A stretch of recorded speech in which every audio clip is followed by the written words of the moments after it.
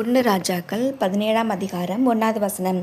கீலேயாத்தின் குடிகளிலே திஸ்பேனாகிய எலியா ஆகாபை நோக்கி, என் வாக்கின்படியே அன்றி இந்த வருஷங்களிலே பனியும் மழையும் பெய்யாதிருக்கும் என்று இஸ்ரவேலின் தேவனாகிய கர்த்தருக்கு முன்பாக நிற்கிற நான் அவருடைய ஜீவனை கொண்டு சொல்கிறேன் என்றான். இந்த வசனத்தை நம்ம தியானிக்கும் பொழுது எலியாவுடைய வாழ்க்கையில் நிறைய வெற்றி இருந்துச்சு. ஆனால் அந்த வெற்றிக்கு காரணமே அவர் கர்த்தர் மேலே வச்சுருந்த ஒரு மிகப்பெரிய நம்பிக்கை தான். கர்த்தருக்கு முன்பாக நிற்கிற நான் அப்படிங்கிற வசனத்தை நம்ம ரொம்ப தியானிக்கும் பொழுது, அப்போ எந்த அளவுக்கு கர்த்தர் மேலே எலியா நம்பிக்கை வச்சுருந்தாருன்னா, எலியா சொன்னால் கர்த்தர் கேட்பாருங்கிற ஒரு விசுவாசம் அவருக்குள்ளே இருந்ததுனால தான் நான் அவருடைய ஜீவனை கொண்டு சொல்கிறேன் என்றான்.